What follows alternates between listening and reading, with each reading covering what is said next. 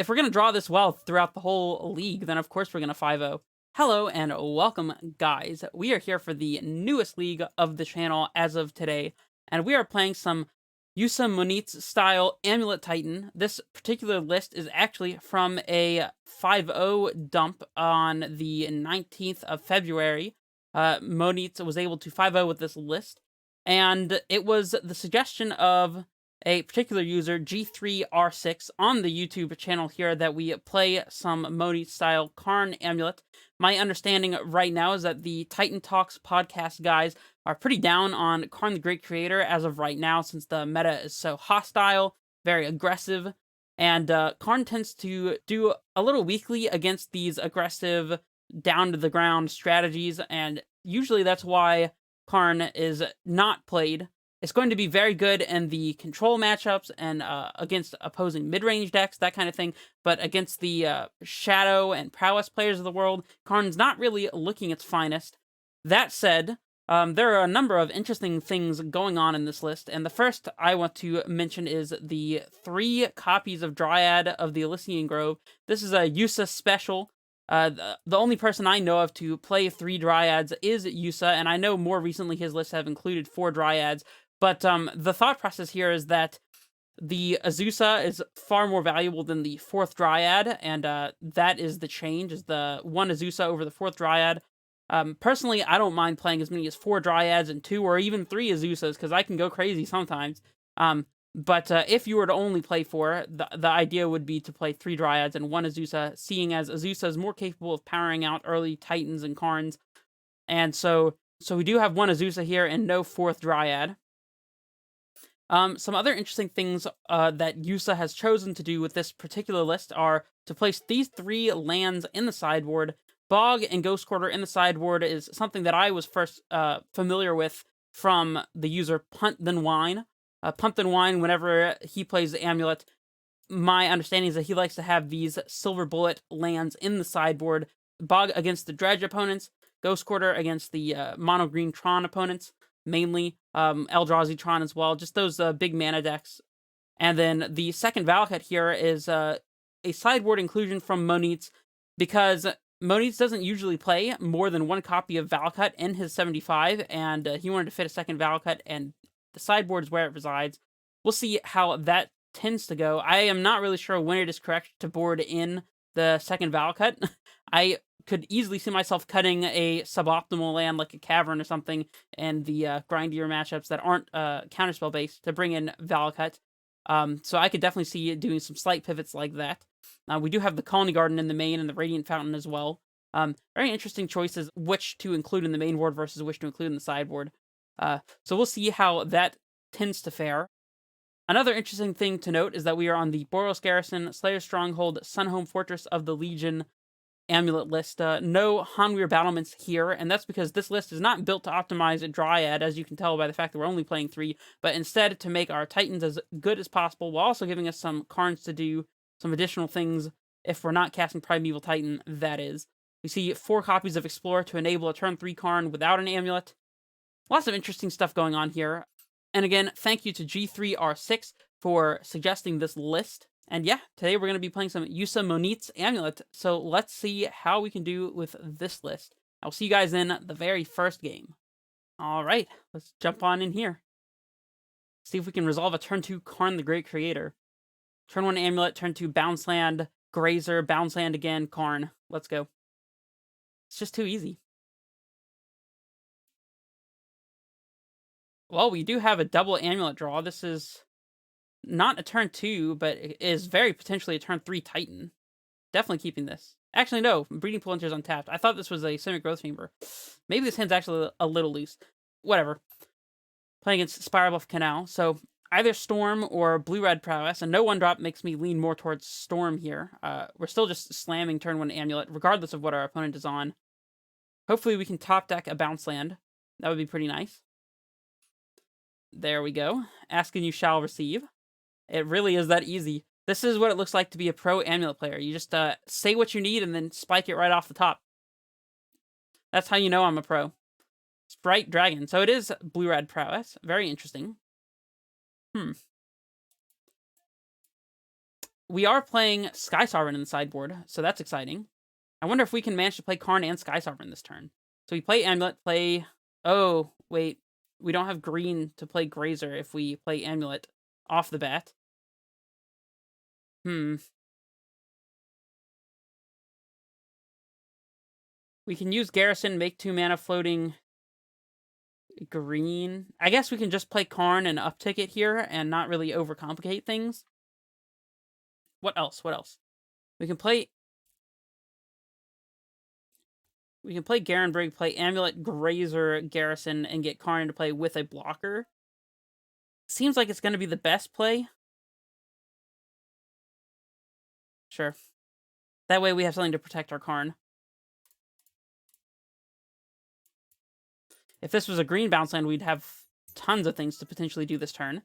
So the Garrison coming in to plague us a little bit here. This way, we also set up for potentially casting a Titan. And for the Karn here, I don't know if it's right to minus or plus. We can get like Sky Sovereign or explosives from the board, and then we lose our Karn to a bolt.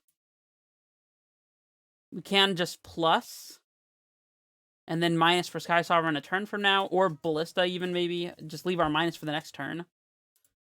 I mean, I don't want to lose my Karn to double bolt, though. Double bolt would kill both the Grazer and the Karn, and I think that is the worst case scenario.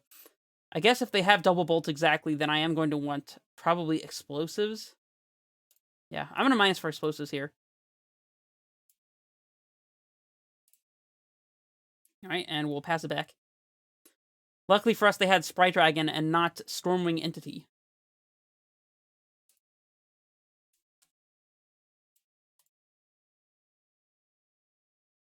We can also play Tolaria West into... Okay, our opponent just concedes. Well, I did not expect our opponent to just snap concede there. This is a matchup where Karn is not generally that good. We do have the option to play it on turn 2 like we just did naturally in game 1. That's not a common occurrence, I would say, so I think it's better to have access to explosives here instead of Karn. We can probably afford to bring in something like Wormcoil Engine. That said, I'm not sure. If we have 6 mana, it's probably better to just be slamming a Titan. Wormcoil does let us gain life, however. That said, so does Titan, getting Radiant Fountain triggers and such, if it's not just killing our opponent with Dryad. So I don't know if it's going to be right to bring in Wormcoil or Sky Sovereign here.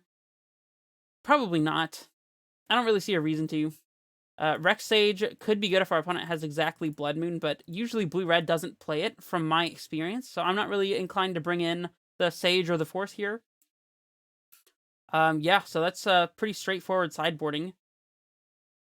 Do we want to have Ballista, perhaps, over, like, a Summoner's Pact? We could play this on 4 and blow up, like, any of their 1-drops. That is assuming they don't have a 0-drop or mana up. I don't know. Ballista seems a little weak, too. Alright, I'm just going to submit it this way. Clean sideboarding. Out 4 Karns, in 2 explosives, 2 dismembers. Couldn't be cleaner. And we have a turn 1 Amulet, turn 2 Dryad hand with Radiant Fountain value and a Titan all ready to go. I mean, this has got to be a keep, right? If we're gonna draw this well throughout the whole league, then of course we're gonna 5-0. Opponent mulligans to 5. Are they looking for a Blood Moon?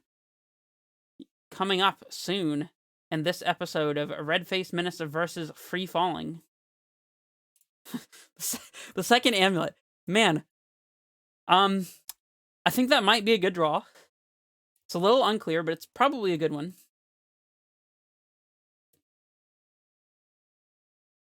Metamorphose. Our opponent's free spelling over here. Are we going to see a Stormwing?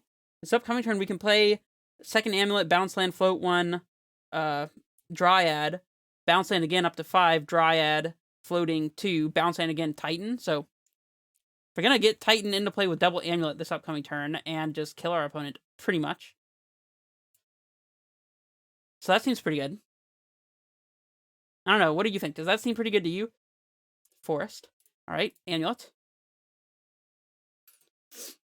Like I said, if we can just keep having double Amulet draws, then we'll be good. I'm just going to pick up the Growth Chamber this time.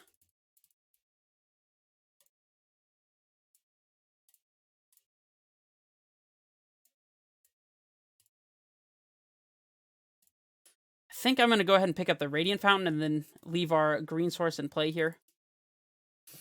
Or our blue-green source, I should say. Not like it really makes a difference. I think our opponent is literally just dead this turn. Depends on how many land drops we can generate here.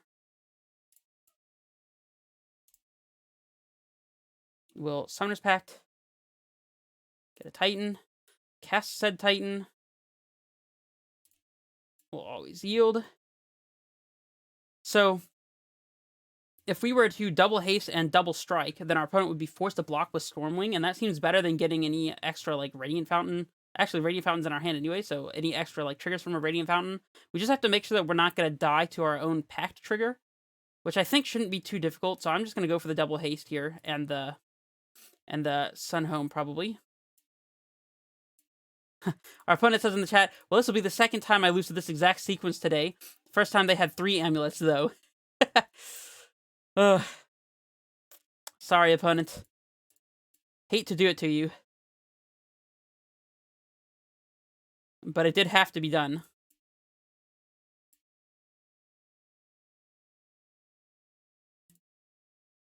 Alright. Send in with a dude.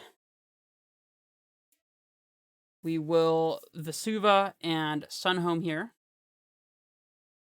Copying the garrison.